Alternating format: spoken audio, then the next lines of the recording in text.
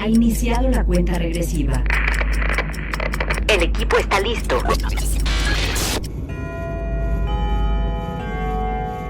Cronómetro 2020.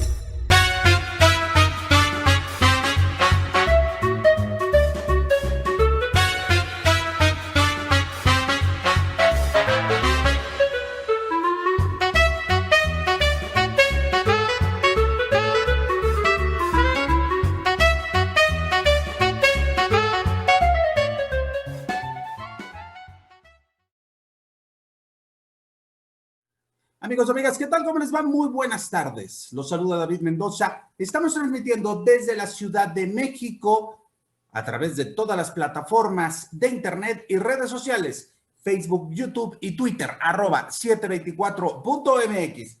Bienvenidos a Cronómetro 2020. Este es un espacio, ya saben, de discusión, de análisis, de controversia, pero también, y en esta última semana del 2020, estamos teniendo una serie de programas como para irnos relajando, como para irnos, ir dejando todo este 2020 que ha sido verdaderamente caótico, que ha sido obviamente un rompimiento en la historia, un rompimiento en estos paradigmas, en una sociedad como la nuestra a nivel mundial. Oigan, me da mucho gusto saludar también a todos nuestros amigos de UCL, Unión Continental Latinoamericana, que nos están haciendo el favor de escucharnos o de vernos desde Montevideo, pasando por Buenos Aires, hacia Washington. Gracias por escucharnos como siempre a través de todas estas plataformas de 724.mx. El día de hoy me acompaña Edgar Valenzuela. ¿Qué tal, Edgar? ¿Cómo estás?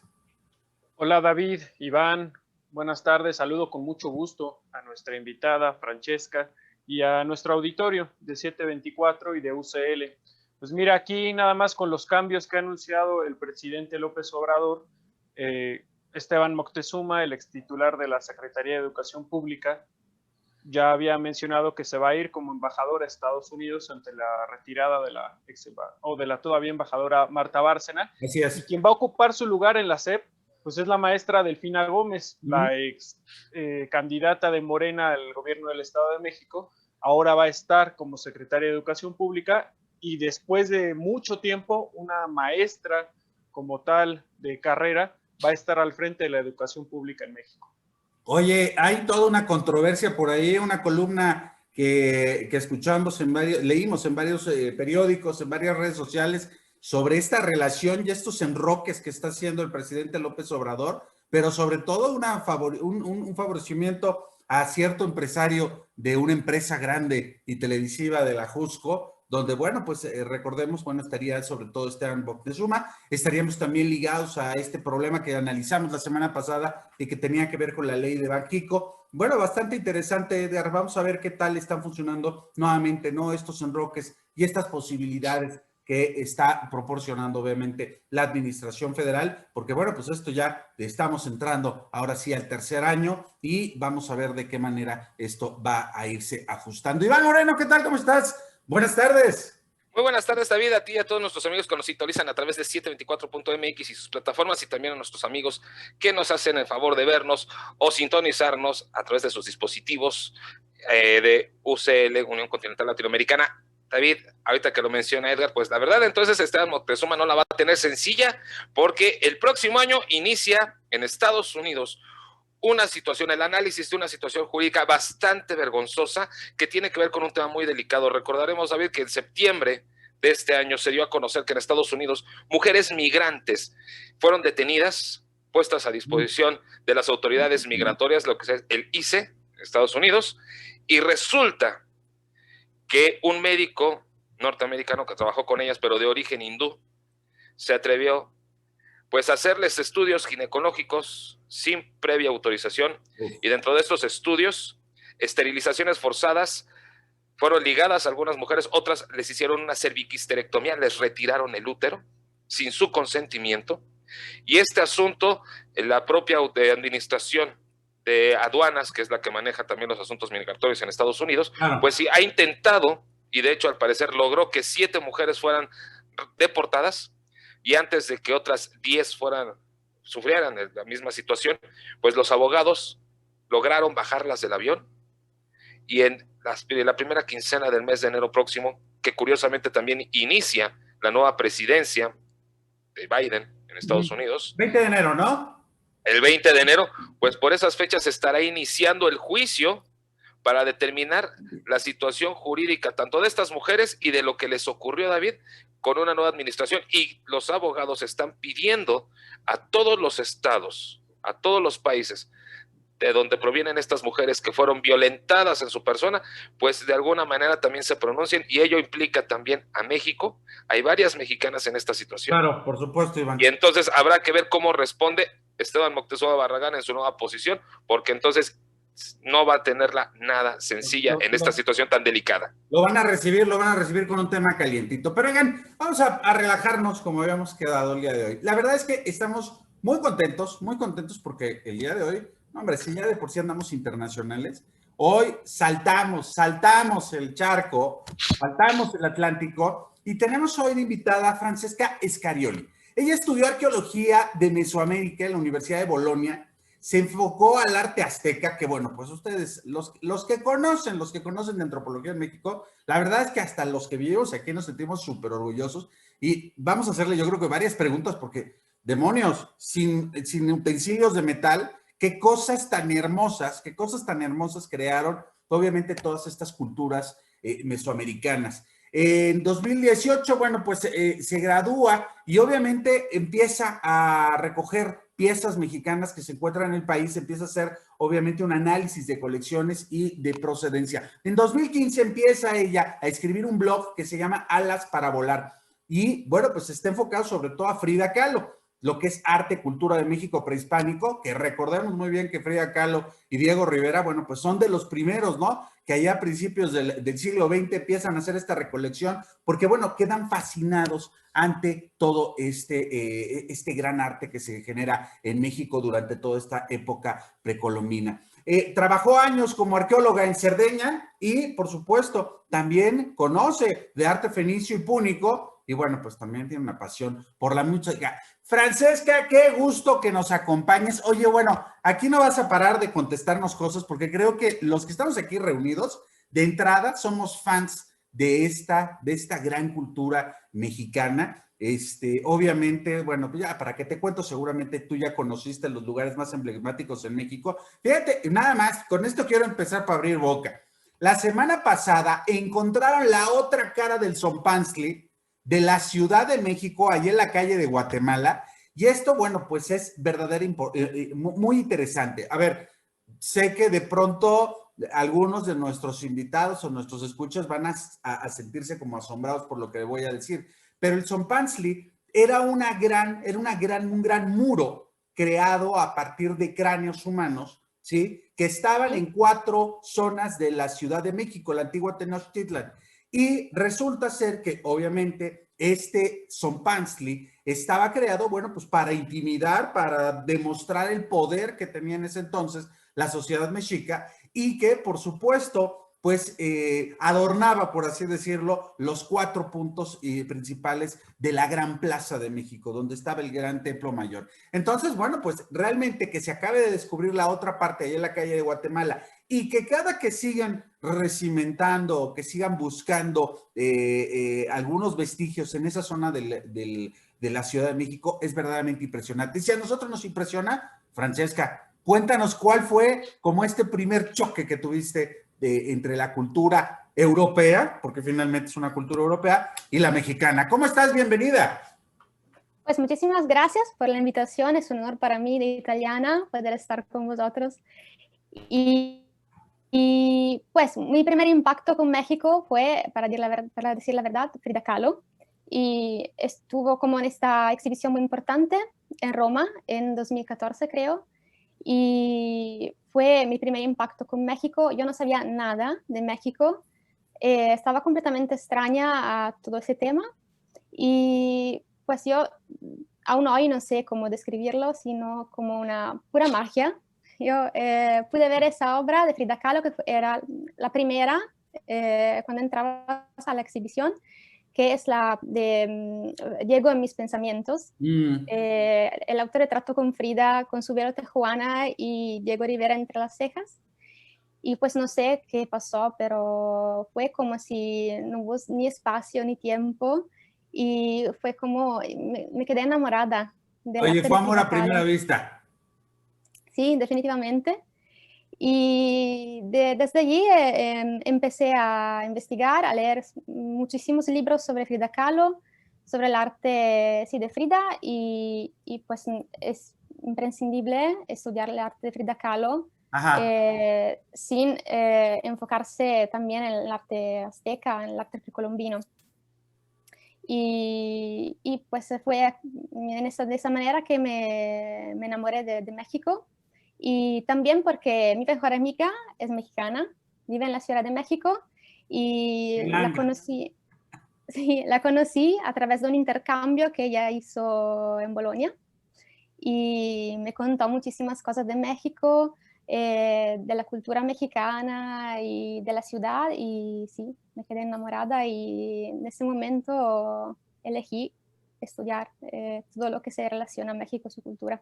Ok, vamos poco a poco. Iván Moreno, ¿a poco no es fascinante esta situación?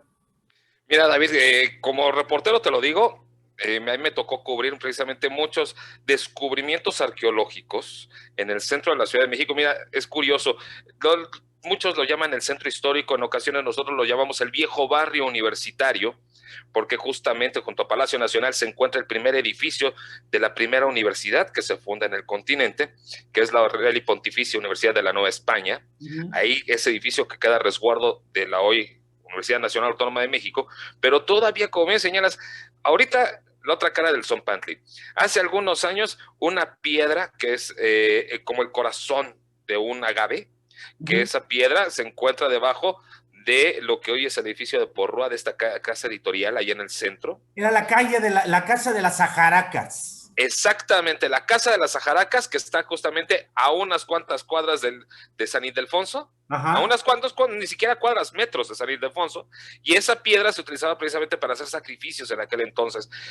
Observar por estos grandes cristales que están en algunas calles en el piso, todos estos basamentos piramidales que quedan de los viejos vestigios de lo que fue precisamente Tenochtitlan, en donde se funda después sobre de ella la Nueva España, esta piedra colosal que es la piedra de toque de lo que hoy es el museo, ¿cómo se llama? Del Museo de la Ciudad de México, que es precisamente la cabeza de una serpiente, ahí en la esquina de lo que es la continuación de República de Salvador, y Pino Suárez, si no mal recuerdo. Pero David, lo que me llama mucho la atención, cuando uno se pone a leer el blog Alas para Volar, es toda esta recuperación que se hace de la historia y cómo se vincula. La historia del castillo de Chapultepec que nos cuenta Francesca es verdaderamente fabulosa porque es una perspectiva diferente sobre un castillo americano, pero también, si no mal recuerdo, creo que es el único castillo donde habita un emperador y todo lo que significa, todo lo que implica las redecoraciones, todo lo que ella encuentra en cuanto a los datos de estas reformas que se le hacen al castillo después de haber sido colegio militar, y porque sufrió muchos daños durante la intervención México-Estados Unidos. Y esos datos son muy interesantes, muy relevantes, pero también algo que me llama mucho la atención, y regresamos porque veo que en Francesca el tema de Frida es bastante recurrente, Friducheando Ando. Esa sección es fenomenal.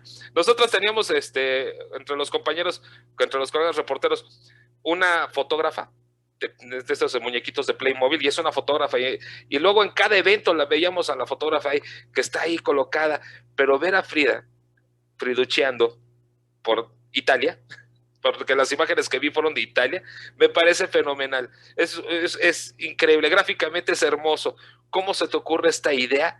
Porque además creo que es un buen gancho para todas las personas que se vayan acercando a la cultura mexicana. Sí, claro. Pues es una muñequita que me regalaron mis amigos que saben que pues amo a México y su cultura.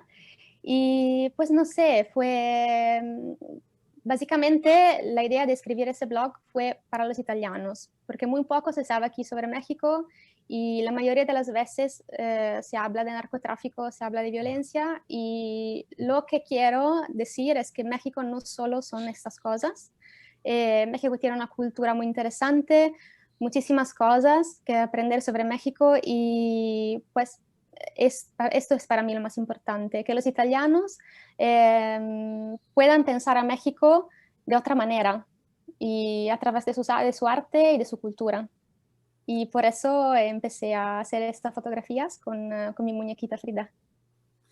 Oye, Edgar, cuando hablaba Iván de este gran monolito que es la diosa Tlalquetuhtli en la casa de las Ajacas y que se supone que encontraron también restos del rey Ahuitzol, pues Edgar, tú y yo sabemos que nos fascina toda esta parte, ¿no? Esta riqueza que tiene México y esta característica que yo creo que es tan importante. Decía también Francesca, bueno, pues este acercamiento que tengo con Frida Kahlo. Realmente, fíjate cómo vamos construyendo poco a poco este país a pesar de tantas situaciones que ha pasado, Edgar, y lo hemos platicado, tantas situaciones de organización política, de organización social, de organización y situaciones económicas, cómo finalmente somos un país y somos una nación que se levanta constantemente de estos escombros y se vuelve a reconstruir, ¿no? Entonces, en ese sentido, ¿cómo podríamos tener ese primer acercamiento, Edgar? Pues obviamente, pues para darle más material a Francesca y que nos presuma ante el mundo. Mira, dicen los franceses, perdón, tienen un dicho muy bonito, que la cultura es aquello que queda después de haberlo olvidado todo. Entonces, en ese sentido, pues realmente muchas veces estamos tan inmersos en nuestra problemática diaria que no nos damos cuenta de lo que tenemos como país, de esta riqueza cultural a la que hacía mención Francesca, y pues que como la vivimos todos los días, pues quizá pasa por alto, ¿no? Ya estamos tan acostumbrados a ella que muchas veces ni siquiera la vemos.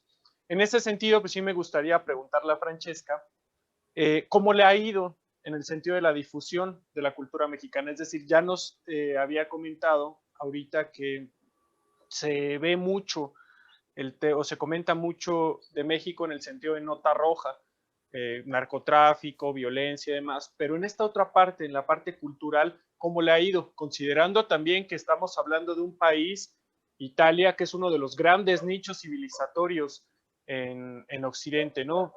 Quizá junto a Grecia, el gran nicho civilizatorio en Europa. ¿Cómo te ha ido en la difusión de la cultura mexicana, Francesca? Pues yo creo que los italianos van aprendiendo que hay muchísimas cosas en México que nosotros también tenemos que valorar como estudiantes de arqueología y pues como apasionados de arte y todo. Y para mí personalmente México fue muy importante porque estaba como en una búsqueda así digamos existencial y fue muy importante porque ese confronto con una cultura diferente me ayudó muchísimo a entender quién soy yo, qué quiero yo de mi vida, qué quiero yo ser, y para mí esa es como una misión. O sea, yo quiero muchísimo que los italianos vayan a aprender muchísimas cosas más sobre México y creo que lo está recibiendo bastante bien y creo que hay muchísima gente que va a leer mi blog, que se queda fascinada con la cultura mexicana y si solo puedo hacerlo una persona cada vez más, y yo ya estoy contenta porque creo que voy a cumplir con mi misión de difundir esa cultura y pues ya soy feliz.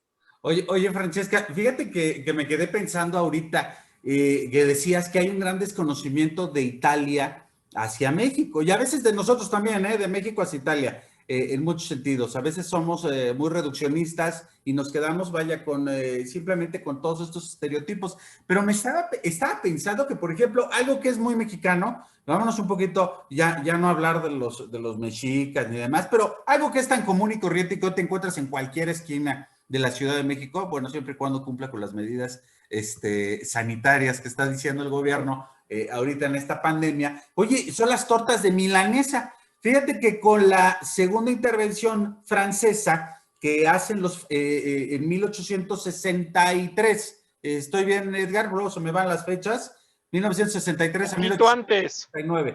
Pero está bien. Pero ahí va. En esta segunda intervención, bueno, la legión extranjera que traían los franceses incluían italianos, belgas, alemanes y demás. Y resulta ser que ahí te va la anécdota. Un buen día, soldados italianos que venían en este ejército con Maximiliano, oye, pues se dedican a mezclar las milanesas de pollo, o sea, las pechugas de pollo, las mojan en leche y en el pan justo lo empiezan a colocar. Bueno, pues resulta ser que esto resulta tan atractivo que les llaman milanesas porque venían de Milán y se hacen muy populares en México. Hoy en día puedes encontrar milanesas de todo tipo y esto, bueno, pues está genial. Realmente es algo muy interesante, realmente es algo muy padre y que nos acerca. Los vinos italianos también se los traen la corte de Maximiliano y bueno, pues los hacen. Y también si nos vamos un poquito después, fíjate, todos y cada uno de los de la arquitectura, ya en la parte porfiriana, ¿sí? Porfirio Díaz prefiere mucho a los arquitectos italianos, que son los que van a construir, por ejemplo, el Palacio Postal y muchas esculturas, muchos elementos que están ahí a lo lejos. Entonces, vale mucho la pena que de pronto nos pongamos a reflexionar sobre este esquema que resulta, bueno, pues bastante atractivo. ¿Qué tenemos de México en Italia que sean tan representativos? Bueno, ya ni hablé del pan de dulce, porque el pan de dulce también tiene que ver con franceses y con italianos. Pero, ¿qué tenemos en México, en Italia, que ustedes digan, oigan, esto es algo que tenemos nosotros y que adquirimos de tan lejos allá con México? Hoy, pues creo que algo que puede conectar los dos es la cultura principalmente. Y creo que es importante para los italianos no ser tan encerrados en sí y intentar aprender cosas nuevas. Y puedo imaginar que para los italianos México puede parecer muy, muy lejos y su cultura también un poquito exótica, algo que sí, no es tan cerca. Estamos más acostumbrados a la cultura clásica, a Roma, ya lo hemos dicho, pero ya es importante, por ejemplo, que en Italia tenemos muchísimas piezas mesoamericanas en los museos. Nunca se habla de eso en Italia y lo descubrí haciendo mis tesis, por ejemplo. Hay muchísimas piezas en los museos que no se valoran mucho en este momento, quizás porque no hay bastante dinero, quizás porque la cultura clásica es lo que estamos más acostumbrados, pero creo que ese tema es algo que merece, sí, que tenemos que hablar de eso también. Oye, perdón, David. Francesca, en ese sentido que mencionas sobre las piezas de culturas mexicanas que están presentes en Italia, hace no mucho realmente hubo una polémica bastante grande en México porque el presidente se propuso repatriar el famoso penacho de Moctezuma que se encuentra en Austria y también trató de organizar una exposición trayendo muchas de estas piezas arqueológicas que se encuentran regadas por toda Europa, incluyendo obviamente Italia. ¿Cuál es tu opinión al respecto? Es decir, de las piezas que tú has localizado de culturas mexicanas en Italia, ¿cuáles consideras que son las más importantes? Y en segundo lugar, ¿qué opinión te merece este esfuerzo que realiza el gobierno de López Obrador justamente para traer estas piezas y hacer una especie de rescate de la memoria histórica mexicana? Creo que puede ser importante para que los mexicanos puedan tener conciencia de su gran cultura y a la vez, pero creo que puede ser algo más difícil. He leído que el penacho de Moctezuma es muy frágil, que no se puede mover en ese momento, que es muy difícil. Pero creo que es una iniciativa muy importante. Lo que no me gusta es que a veces me ha pasado cuando escribo mis artículos o mis posts en mi blog, que hay mexicanos que me van comentando, no, porque vosotros los europeos nos han robado todas nuestras piezas prehispánicas o simplemente el término prehispánico y por qué no pre-cuauhtémico o cosas así. Y pues creo que nosotros los europeos modernos no tenemos, claro, la culpa de todo eso. Pero yo soy a favor de como un diálogo entre las culturas y creo que es importante superar todo esto y también nos enfocamos demasiado en las palabras como prehispánico o lo que sea. Creo que es más importante dialogar entre nosotros, entre las culturas. Y sí, pues creo que puede ser importante como el reempatrio de estas obras de arte. Y quizás que puede ser una motivación más para colaborar entre los países, para dialogar más. Iván Moreno.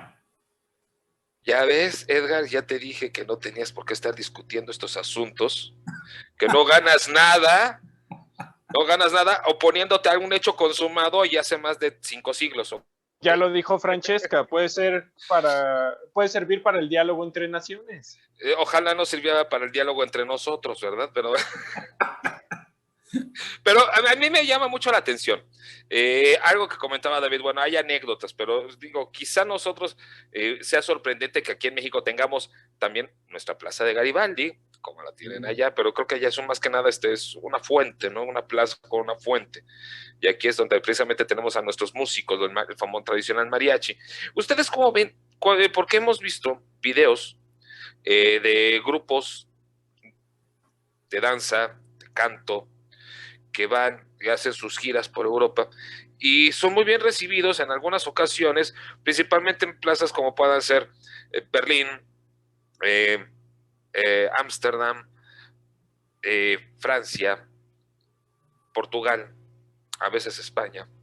Y digo a veces porque luego España y México tienen algunos contrasentidos muy peculiares, ¿no?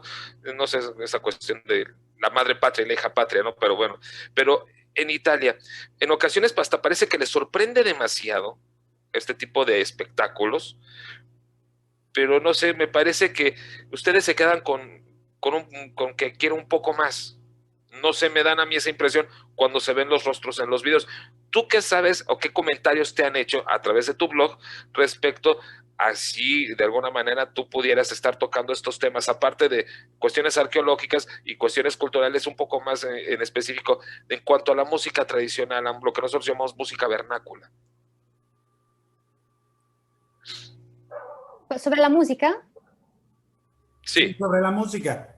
¿Cómo lo ven ustedes? Todo lo que nosotros ofrecemos, no lo moderno, sino lo tradicional. Uh-huh. Y no estamos hablando de Luis Miguel, ni de reggaetón, ni nada. Yo amo mucho la música mexicana y soy muy fan de Lila Downs, por ejemplo.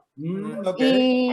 Y me gusta que con la música se pueda también contar algo sobre la cultura mexicana y creo que Lila Downs puede ser una vocera de las tradiciones y eso es muy importante.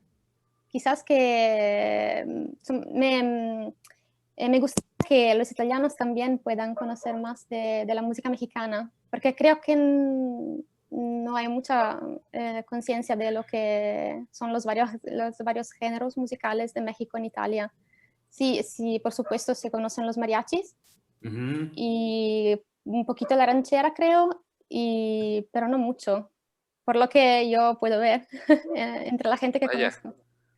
O sea que Lila Downs, por ejemplo, representaría de alguna manera un espacio, ¿no? Donde se ve reflejado, pues, características, sobre todo también por el estilo que tiene ella, ¿no? Pero precisamente, bueno, pues esto necesitaríamos exportar más música mexicana, digo, que conocieran un poquito más, sobre todo porque hay varios exponentes que creo que llamaría mucho la atención. Oye, el clásico José Alfredo Jiménez, que digo, también Pedro Infante, no los conocen, llegan películas también mexicanas a Italia, supongo, algunas más viejitas, algunas más nuevas, pero bueno, pues en fin. Oigan, vamos a hacer un pequeño corte, amigos, vamos a hacer un pequeño corte en este cronómetro 2020. La verdad es que la estamos pasando, pero miren, de lujo. Yo ya me siento aquí con una copita de vino, siento que me estoy comiendo un espagueti a la boloñesa y unas enchiladas al lado, ¿por qué no? Pues para que la pasemos a gusto, ¿no? Estamos con Francesca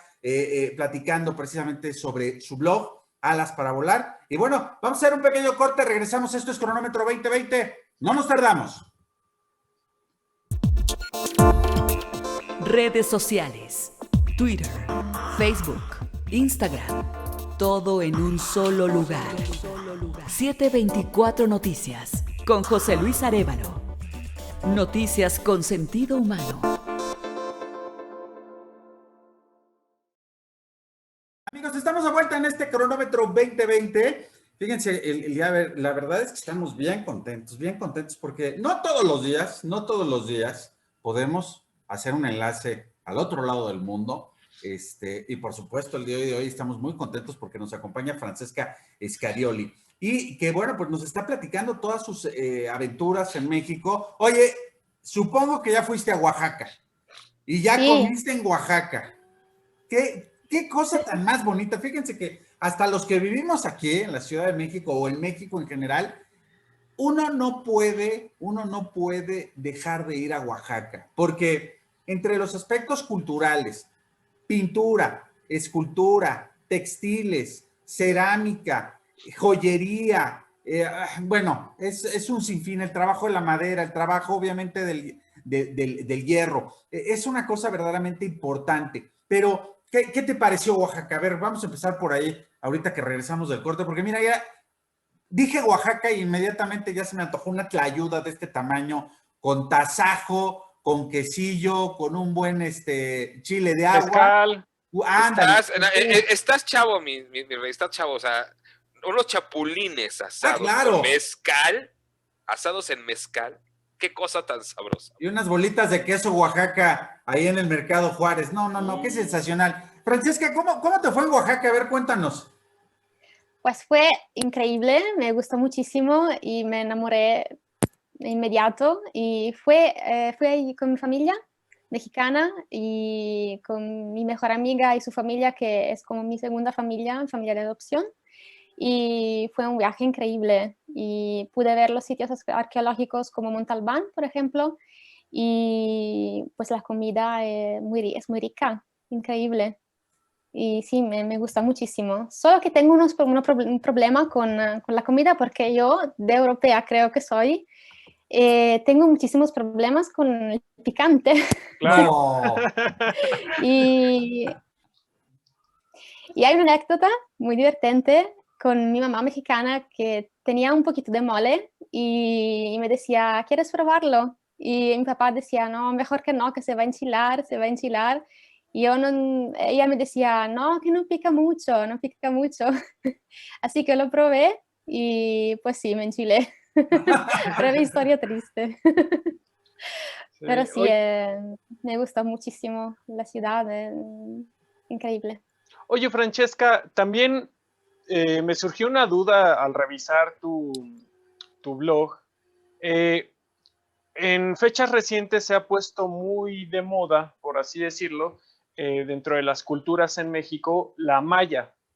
Toda esta parte que tienen de la astronomía y las construcciones como el llamado castillo de Kukulcán en Chichén Itzá, que han impactado mucho a numerosos especialistas alrededor del mundo. Pero yo sí quisiera preguntarte, ¿por qué elegiste la cultura mexica? Para nuestros amigos latinoamericanos, ese es el nombre correcto a lo que usualmente le llaman azteca. ¿Por qué elegiste la cultura mexica sobre otras como la maya, por ejemplo? Pues creo que básicamente porque era la que más me fascinaba y cuando estás en la universidad, por lo menos en Italia es así, que vas a estudiar arqueología, pero tienes que enfocarte sobre un aspecto porque, claro, por supuesto, no puedes estudiar todo a fondo y decidí enfocarme en el arte mexica porque fue la que más me gustaba, la que más me fascinaba y quizás porque tenía todo ese sueño, todos esos cuentos de mi mejor amiga de Ciudad de México, me encantaron y sí, elegí por esa motivación el arte mexica. Oye, y aquí hay que ponderar porque digo, hay muchísimas culturas prehispánicas en México, ¿no? También fuiste a Teotihuacán, fuiste a la Pirámide del Sol, fuiste a esa ciudad, la ciudad de los muertos, como le llaman, es también impresionante, ¿no? De los dioses, ¿no? De los dioses. Y la calzada de los muertos. La calzada de los muertos. Exacto. Estoy confundido con la calzada de los muertos, pero realmente es un impacto. Tuviste la oportunidad de estar en Oaxaca, ya fuiste también al sureste a ver la parte maya. No, parte maya desafortunadamente no. Ah, esa es la que te falta. Esa es la que te falta, la parte maya. Ok, para que la próxima visita, Para la ya después de que próxima. se acabe este confinamiento, puedas venir a la parte maya, que también es muy bonita. Pero, por ejemplo, entre Teotihuacán, Monte Albán y lo que conociste en el centro, ¿cómo sentiste esa vibra en el centro histórico de la Ciudad de México? Que yo creo que también es súper interesante, ¿no? Porque encuentras partes que son totalmente Europa, literal. La Catedral Metropolitana es Europa en su totalidad, pero también los vestigios, ¿no? Que encuentras obviamente mexicas y obviamente, bueno, Palacio Nacional y todo lo que está alrededor. ¿Tú cómo sentiste esa situación cuando llegaste al Zócalo de la Ciudad de México? Pues sí, estaba muy emocionada porque fue increíble para mí, porque por la primera vez pude ver todo lo que había estudiado antes, desde los libros a la realidad, así que fue muy emocionante. Y creo que lo que más me gustó es que es como una historia viva. Los puedes sentir caminando por las calles. Todo lo que ves lo puedes percibir. Todo es azteca, todo es mexica. Y eso es lo que me fascinó mucho. Oye, ¿y te comiste algo ahí en el Zócalo? Porque yo recuerdo en el Zócalo de la Ciudad de México, híjole, ¿qué tenemos, Edgar Iván? Desde taquitos de canasta, Los elotes asados. los elotes asados, las quesadillas. Las quesadillas. Las tlayudas, quesadillas, o sea, tenemos una amplia gastronomía alrededor de todo el centro histórico. Los tacos tenemos de todos, de canasta, de suadero, de cabeza, vaya. Infinidad de cosas. De cosas. ¿Qué te llevarías así a Italia, Francesca? Así como de comida. Pues hablando de comida, lo que más me ha encantado son las quesadillas, que puede parecer muy simple, pero sí me ha gustado. Están en mi corazón las quesadillas. Y la eterna discusión de si las quesadillas llevan queso o no llevan queso. ¿Llevan queso o no, Francesca? Pues espero que sí, porque me han gustado demasiado. Sí, Oye, sí. y otra cuestión, a ver, cuando tú ya nos platicaste en algún momento que estuviste tanto en el Museo del Templo Mayor como en el Museo Nacional de Antropología e Historia y en otros museos de la Ciudad de México, que dicho sea de paso, es una de las ciudades en el mundo que mayor cantidad de museos tiene, aunque nosotros no los conozcamos, vale la pena mencionarlo. Pero ¿cuál fue la pieza que más te impresionó al verla de las que están en estos museos en la Ciudad de México?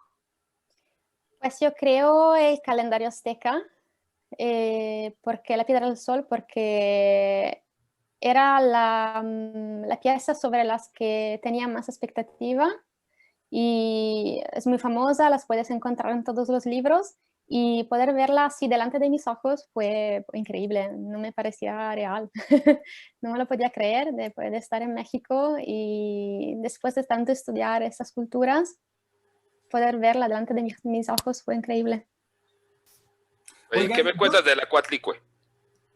Pues la sí. Otra piedra que está en el Museo del Templo Mayor, que es otro monolito. No, esta está en la antropología. La Coatlicue. Es la Coyolxauhqui. La Coyolxauhqui, que es otro monolito también. Claro. Todos son monolitos, quienes no están aquí acostumbrados a estos nombres, que en ocasiones a nosotros también se nos olvida. Tanto la Piedra del Sol, la Coyolxauhqui y la Coatlicue son piedras talladas que tienen 7, 8 metros de diámetro cada piedra. En una sola pieza. Exacto. Son monolitos. Son piedras talladas en una sola pieza. Y entonces ese famoso escudo que le llaman el famoso escudo azteca, que realmente es el calendario mexica, que es la Piedra del Sol, pues creo que tiene entre 8 y 10 metros de diámetro, ¿no? ¿Cuántos metros es? ¿Qué medidas tiene? Aquí tengo las medidas. Mira, la primera es de 3.5, lo que es el calendario azteca. Sí, entonces ¿cuál es la más grande? 3.54 por 3.58. Ese es el calendario azteca. Luego, Coyolxauhqui tiene 3.23 por 3.8. Y la que les decía desde el principio, Tlaltecatcutli es la más grande. Mide 4 metros por 4.57. y realmente, bueno, pues son piedras que se traían del Estado de México. Imagínense nada más desde el Estado de México, sin conocer la rueda, sin conocer las carretas y demás, traerse todos esos monolitos y empezar a trabajarlos desde aquí. Y bueno, pues ya no hablamos de Tlaloc, que también se lo trajeron. En la entrada del Museo Nacional de Antropología. Exacto. Que esa sí ya se la trajeron en unos trailers tamaño impresionante, ¿sí? Para que pudiera adornar lo que fue la entrada en este sentido. Oigan, amigos, el cronómetro 2020 ya nos está marcando que ya se va a acabar. La verdad es que la estábamos pasando sensacional, Francesca, sobre todo porque es muy interesante analizar o visualizar cómo desde otro tipo de culturas, una cultura más clásica, obviamente como es la italiana, muy ligada precisamente a Grecia, a Roma, y que es una expansión, un gran imperio mundial. No podemos entender la vida actual, inclusive no podemos entender la modernidad, no podríamos entender el derecho sin precisamente todas estas culturas, el arte en su totalidad, la esencia del humanismo bajo este esquema. Y bueno, pues será que nuestras culturas prehispánicas pues tardaron mucho en cruzar el estrecho de Bering o cruzar lo que fue el Pacífico, y pues obviamente pues nos llevan siglos de avance en muchos sentidos, más o menos, estoy hablando solo lo que pasa de evolución de herramientas, acero. Lo que pasa es que, y creo que ahí Francesca podría expresarlo mejor dado su conocimiento en la materia, pero se dice mucho que nosotros nos quedamos en la edad de piedra porque no teníamos un conocimiento pleno de los metales. Cuando llegan los españoles, realmente en México apenas la metalurgia estaba surgiendo. Sin embargo, me parece que esa es una visión un poco, podríamos decirlo, reduccionista, porque en otras materias estábamos muy avanzados. Sí. O sea, en la astronomía, en las matemáticas, era un modelo completamente distinto y bastante avanzado. Más bien ahí, Francesca, ¿tú qué opinas? O sea, sobre esta polémica, en México se dice que nuestras culturas están muy atrasadas respecto a las europeas. Sin embargo, pues vemos que el país realmente tiene una historia milenaria en ese sentido. ¿Cuál es tu apreciación en la materia? Pues sí, yo no diría atrasadas, sino diferentes. Y pues solo imaginando, por ejemplo, las joyas de Montalbán o la orfebrería de los mixtecos, no creo que se pueda hablar de culturas atrasadas, no. En este sentido, a lo que yo me refería era precisamente este desarrollo, vamos a llamarlo industrial, ¿no? En el cual, bueno, pues ya tenían otra forma. No me imagino que ustedes se pudieran haber imaginado en Europa las famosas chinampas, ¿no? O estar construyendo sobre el agua en muchos sentidos. Bueno, Venecia es una cosa. Lo experimentaron en Venecia, aunque de una forma distinta, digamos. Sí, claro, de una forma distinta. Entonces, bueno, esta situación, este encuentro que tenemos entre culturas que son distintas, y a lo que me refería yo, tanto con Roma como con Grecia, es que, bueno, pues es lo que alimentó finalmente al mundo, ¿no? En muchos mundo. Entonces, esto para nosotros realmente es fascinante, y tener una visión como la tuya, Francesca, creo que eso enriquece muchísimo y, bueno, pues nos da pie a poder acercarnos también nosotros a la cultura italiana, podernos acercar también a otro tipo de culturas y abrir las mentes, porque finalmente cuando conocemos al resto del mundo, conocemos cómo piensan, cómo viven, cuáles son, obviamente, este pasado, como tú decías, ¿no? Tenemos un diálogo entre pares y eso resulta bastante interesante. Rápidamente, Iván Moreno, un comentario final. Bueno, la verdad es que yo estoy fascinado con este blog, la verdad es que sí, muchas personas que probablemente aquí en el continente, aquí en México, quizá quieran conocer un poco más. ¿Cómo contactarte? ¿Cómo acceder a tu blog? Por favor. Muchísimas gracias de antemano, y pues me pueden encontrar en Facebook, Alas para Volar, y también en WordPress y en Instagram. Hay muchísimos contenidos en todas mis redes sociales, así que sería un placer para mí. Muchísimas gracias, Francesca, por aceptarnos la invitación. Un placer enorme tenerte aquí e intercambiar algunas ideas y opiniones. De verdad, muchísimas gracias, muy enriquecedor contar contigo. Muchísimas gracias por la invitación, fue un honor increíble. Gracias. Francesca, te mandamos un abrazo. Amigos, amigas, pues así se termina este cronómetro 2020. Miren que estamos cerrando este 2020 pues con programas de este tipo, porque justo creo que vale la pena que hagamos una reflexión al respecto y bueno, nos sintamos muy orgullosos de nuestra cultura y más, sobre todo cuando nos los platica de esta manera tan fascinante Francesca, que viene de fuera, que no conocía mucho de México y que cuando llegó aquí, bueno, pues tuvo un amor a primera vista. Sin más, amigos, les deseamos que tengan una excelente tarde. Nos vemos el día de mañana. Saludos, hasta luego. Se despide de ustedes David Mendoza. Nos vemos la siguiente. Hasta luego, amigos. Cronómetro 2020.